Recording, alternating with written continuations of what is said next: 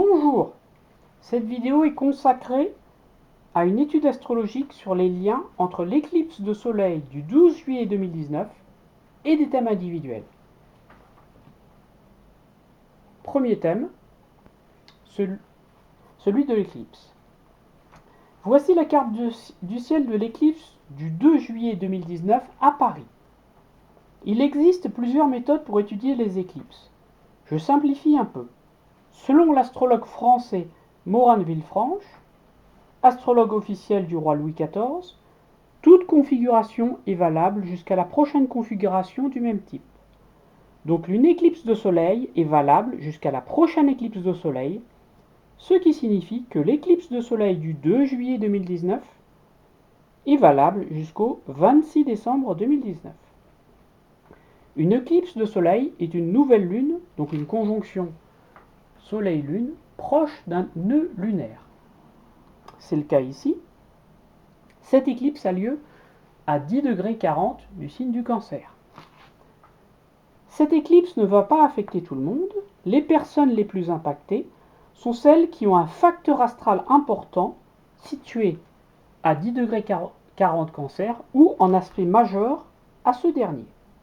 Par nature, une éclipse, au niveau de l'astrologie individuelle, c'est différent en astrologie mondiale, n'est ni bénéfique ni maléfique, elle active le facteur astral qu'elle touche. Premier thème, celui de Christine Lagarde.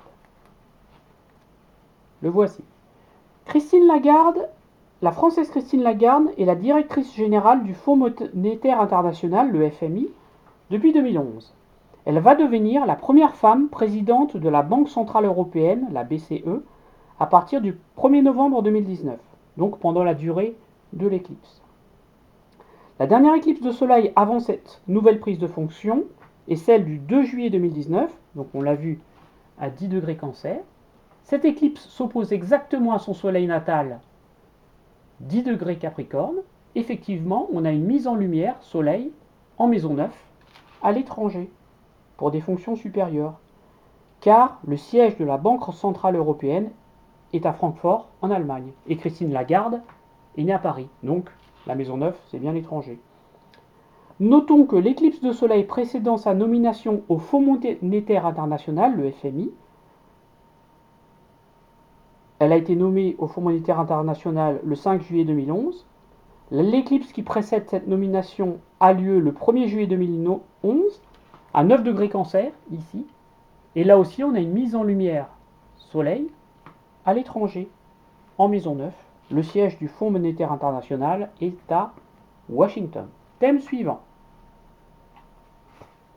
Voici le thème de Jeff Bezos. Jeff Bezos est le fondateur et président-directeur général d'Amazon. Depuis novembre 2017, c'est l'homme le plus riche du monde. Le 6 juillet 2019, donc juste après l'éclipse, son divorce, après 25 années de mariage avec sa femme Mackenzie Bezos, à cause d'une infidélité, est finalisé. Le divorce lui coûte 38 milliards de dollars. Malgré ce divorce, Jeff Bezos demeure l'homme le plus riche du monde. C'est le divorce le plus cher de l'histoire. La dernière éclipse avant la finalisation de son divorce a lieu à 10 degrés Cancer, ici. Elle est à 1 degré du fond du ciel, donc du début de la maison 4. Donc effectivement, on a un divorce qui concerne son foyer. Mais cette éclipse à 10 degrés Cancer s'oppose au milieu du ciel. En effet, ça lui coûte très cher. Le milieu du ciel, c'est la carrière. Et cette éclipse précédant la finalisation de son divorce est aussi au carré de Jupiter, 11 degrés Bélier, en maison 12. Jupiter étant le significateur général de la loi, Jupiter est aussi le maître de la maison 9, la loi.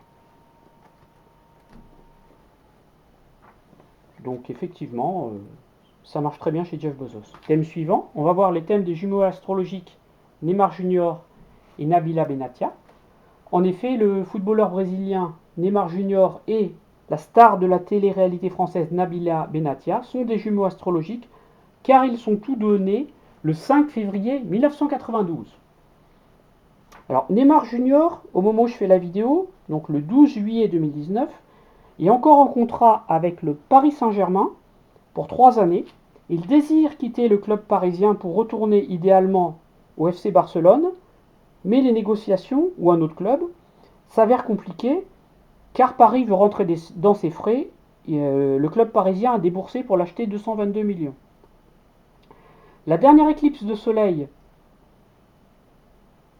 donc celle qui est active en ce moment, a eu lieu à 10 degrés Cancer. Ici, elle est conjointe à son nœud sud natal en maison 8, qui montre effectivement un événement radical.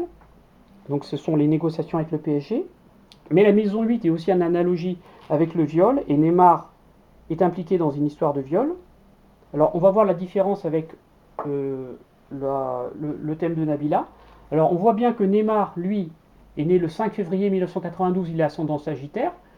Donc au niveau du physique, il ressemble au Sagittaire, donc à un feu follet.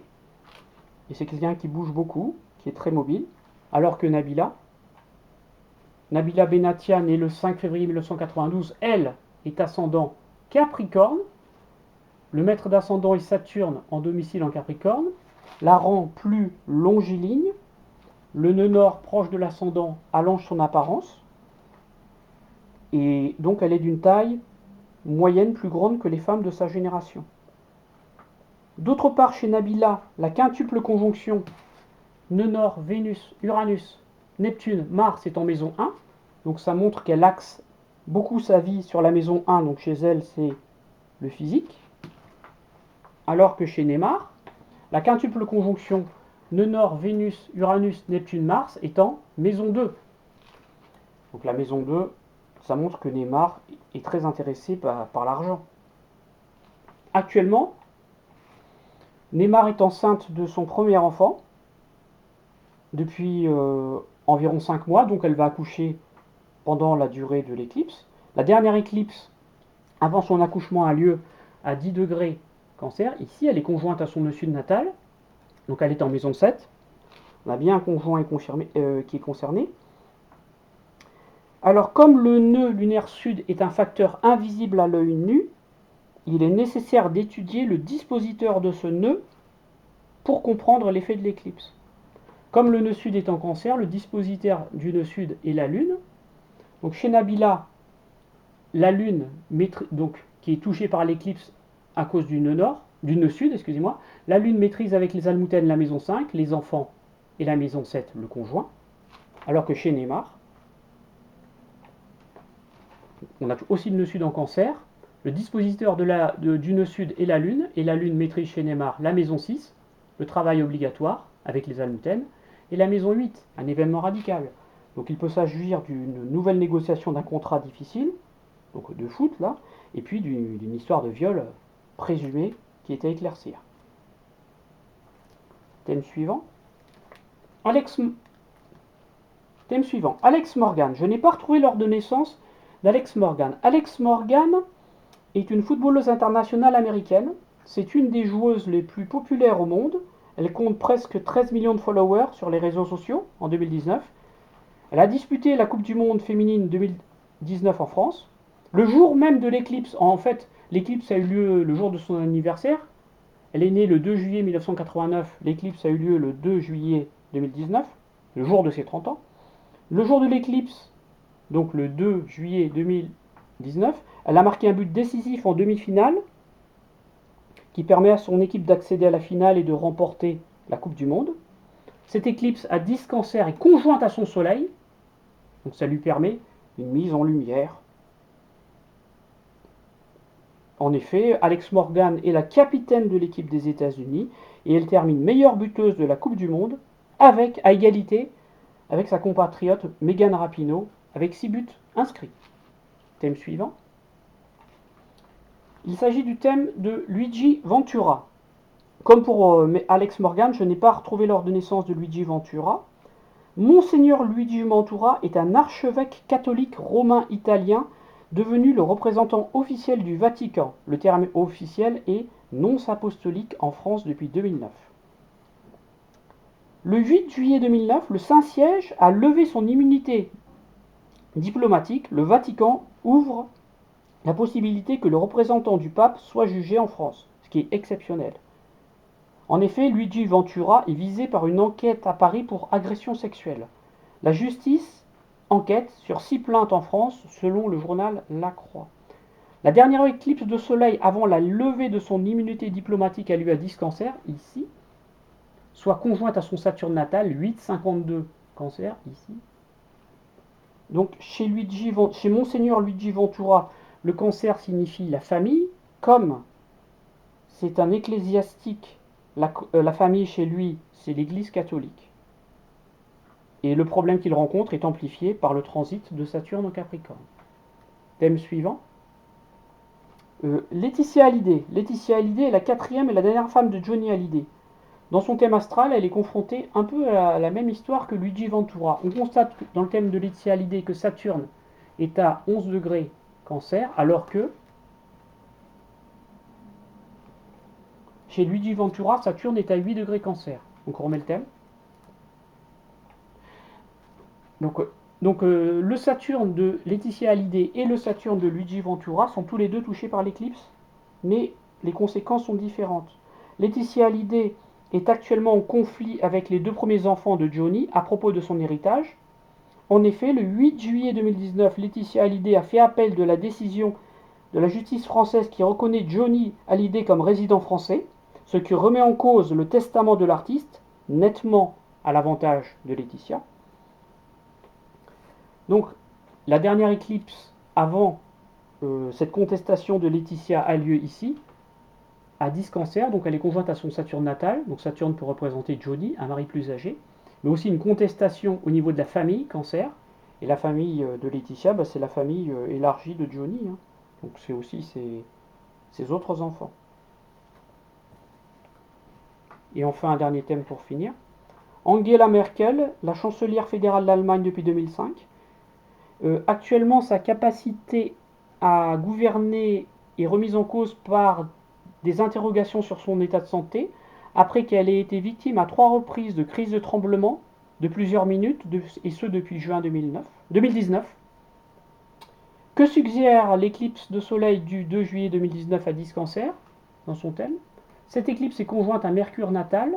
Or, Mercure est en analogie avec les tremblements, car c'est l'astre qui rétrograde le plus souvent en une année. Mercure, donc les tremblements gouvernent la 7, les contrats et la 9, donc peut-être qu'elle va voyager un peu moins. Il lui est conseillé de consulter au plus vite un médecin, car Mercure, les tremblements, est conjoint à un significateur de maladie, Jupiter. En effet, Jupiter est maître de 1, le corps physique, et de 12, les épreuves, ce qui est caché. Donc est-ce que c'est grave? Je ne suis pas médecin, je ne sais pas. L'astrologie permet de mettre en lumière un problème avec Mercure, ici c'est les tremblements. Mais pour savoir si c'est grave, eh ben, il faut consulter un médecin. Un astrologue est limité. Mais néanmoins, on peut quand même voir pas mal de choses. Je vous remercie beaucoup de votre écoute. À bientôt. Au revoir.